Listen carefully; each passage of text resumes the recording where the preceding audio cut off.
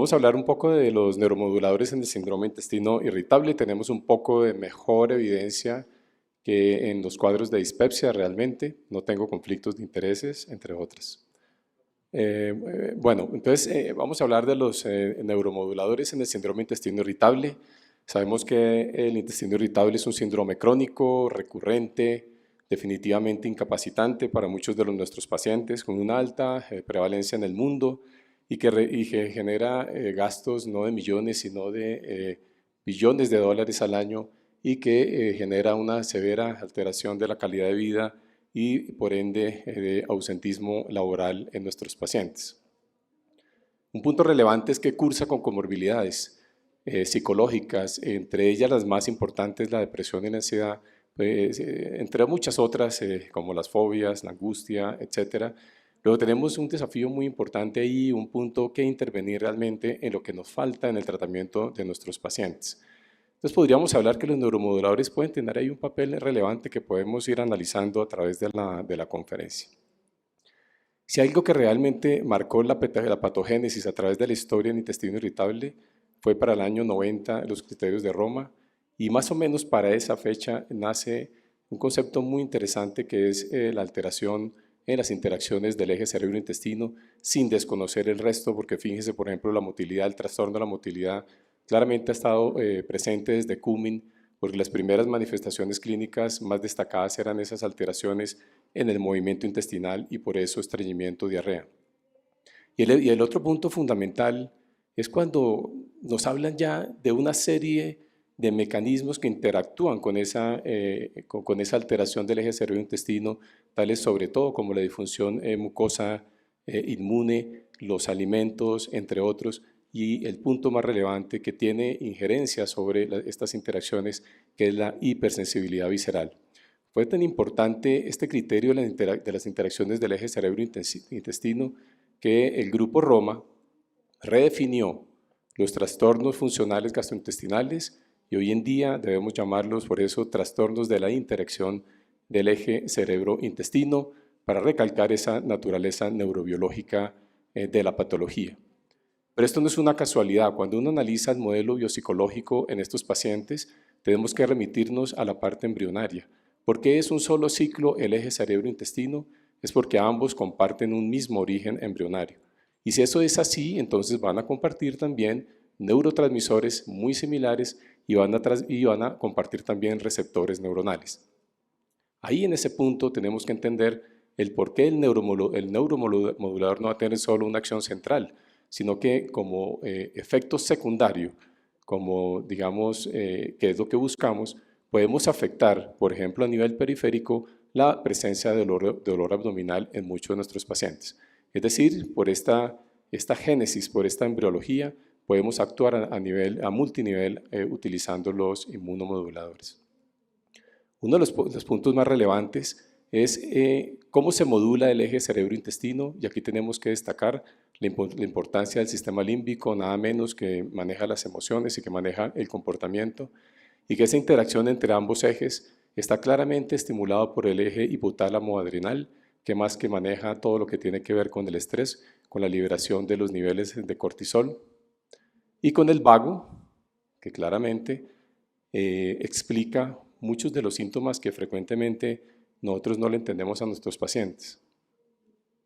Muchos de nuestros pacientes nos preguntan, por ejemplo, doctor, ¿y hay algún tipo de relación entre síntomas como los que yo presento, taquicardias, presento arritmias, relacionadas cuando tengo crisis de intestino irritable? Y miren que la respuesta es sí, hay una clara relación y esto está mediado por el sistema nervioso autónomo. Pacientes pueden cursar con disfunción autonómica mediada por el vago y esas son las características clínicas que podrían manifestarse. Sudoración, trastornos posturales, síndrome de taquicardia ortostática. De tal manera que debemos claramente creerlos a nuestros pacientes, estas sintomatologías. En el modelo biopsicológico hay un punto relevante. En esta publicación del New England Journal of Medicine nos habla que hay un punto fundamental y son los cambios en las uniones estrechas y en la permeabilidad intestinal.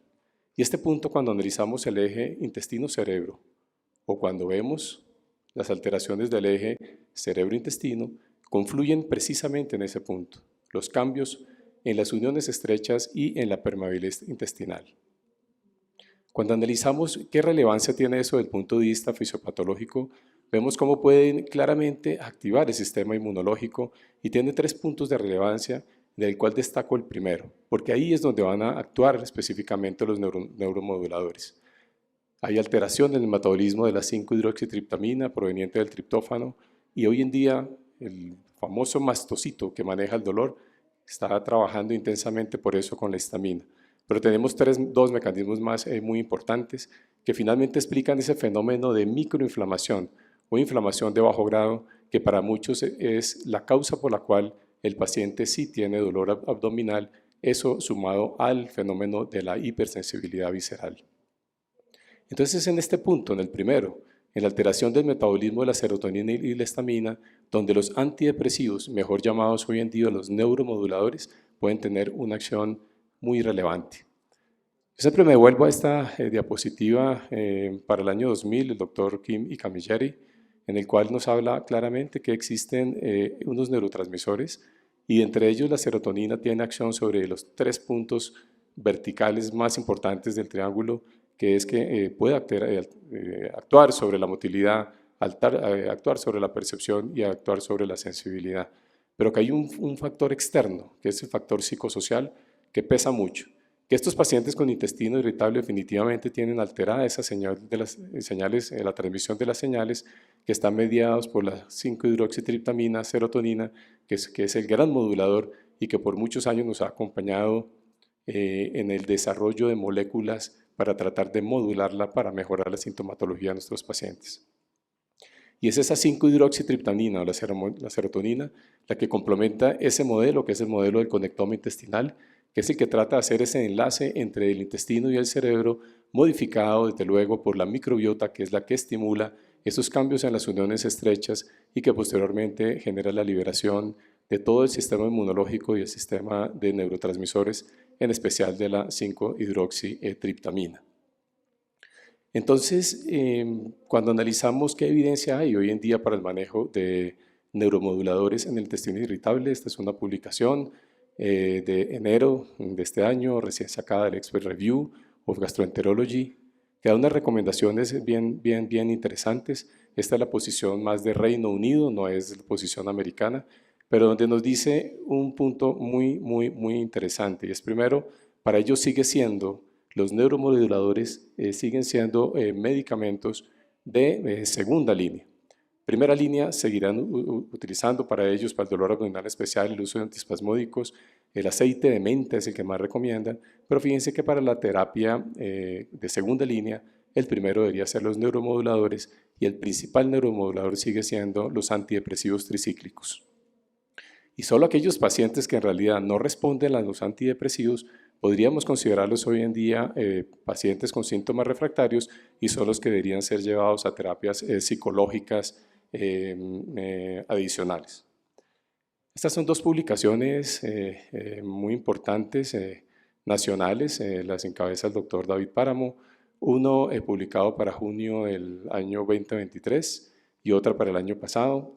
Se lo recomiendo, me los leí y definitivamente muy interesantes y ahí nos hacen un despertar en relación a su utilidad en los trastornos funcionales, en especial en los pacientes con dispepsia y en los pacientes con intestino irritable. Y definitivamente nos dejan un claro mensaje también en relación a su utilidad. Pero ¿por qué no lo usamos, digamos, rutinariamente? Porque para muchos aún no hay un convencimiento.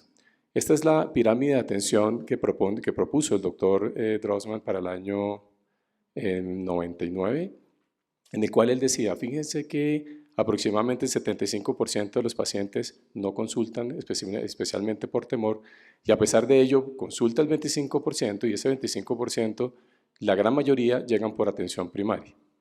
No nos llegan realmente a los especialistas. Entonces se hacen encuestas en el mundo.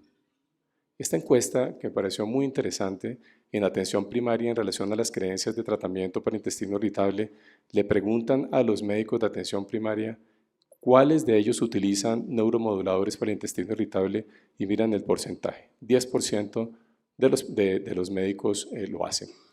Entonces uno se pregunta, ¿pero por qué no se hace? Entonces yo me devuelvo un poco a lo que decía Coumadin en el año 1849, cuando definió qué era el intestino irritable, y él decía, es que no entiendo exactamente qué es lo que está pasando en este síndrome. Y cuando uno no entiende exactamente qué pasa en un síndrome, pues obviamente es porque hay una fisiopatología incierta y eso va a generar obviamente que haya insatisfacción de los pacientes por el tratamiento, no porque nosotros queramos, sino que hoy hay muchas cosas aún por seguir investigando.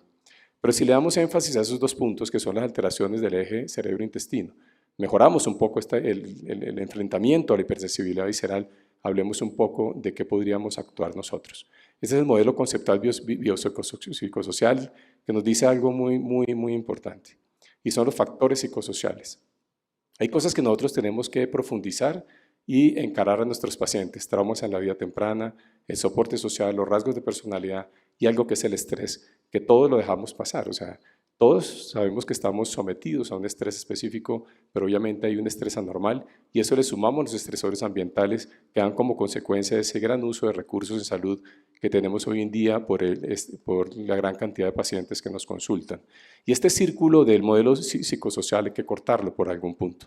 El estrés tiene todas estas características que es capaz de modificar no solo la motilidad gastrointestinal, sino la permeabilidad intestinal, el eje hipotálamo hipofisario lo dispara, la percepción visceral, y hay estudios que claramente demuestran que cuando se estimulan áreas intestinales, por ejemplo, con estímulos viscerales, abdominales, hay cambios en el flujo sanguíneo a nivel cerebral y lo que es más, ya se detectan cambios incluso estructurales como mayor grosor de la cortical en la corteza sensitivo-motora.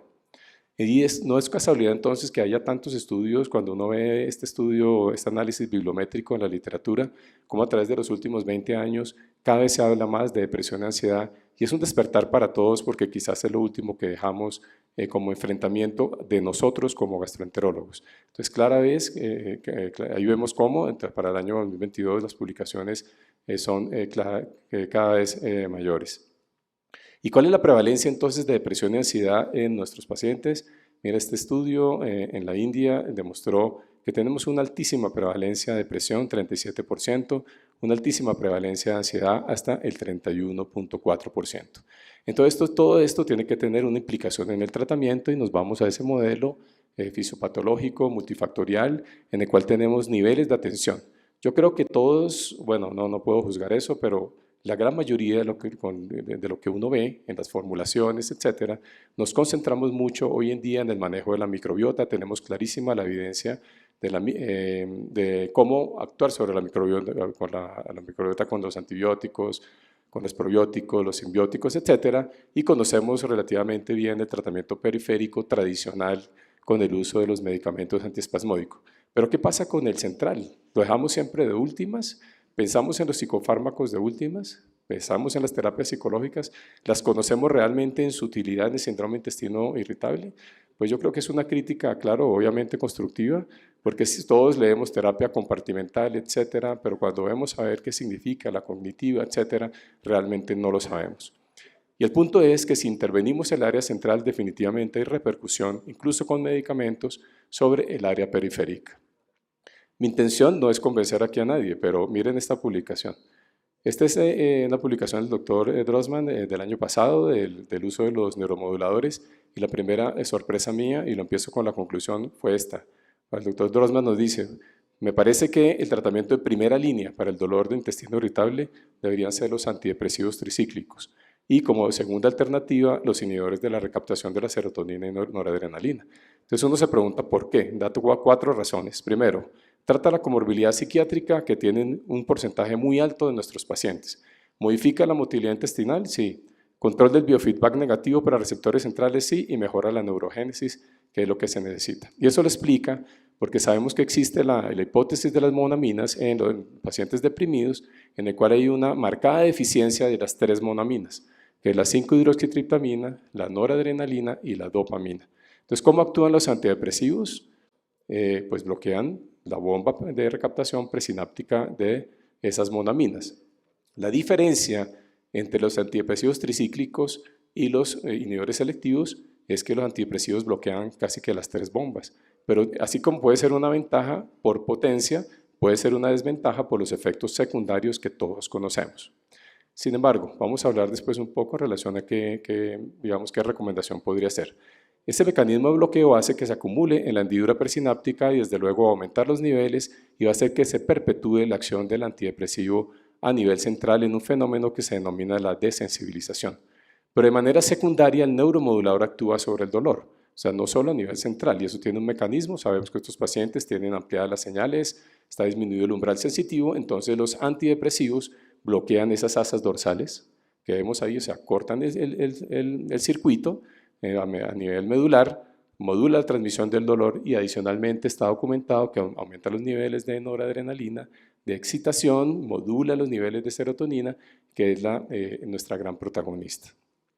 Metaanálisis, esta publicación del American Journal of Gastroenterology, 2019, 18 estudios aleatorizados, 1.127 pacientes, comparando los antidepresivos tricíclicos con los inhibidores de la recaptación de serotonina versus el placebo.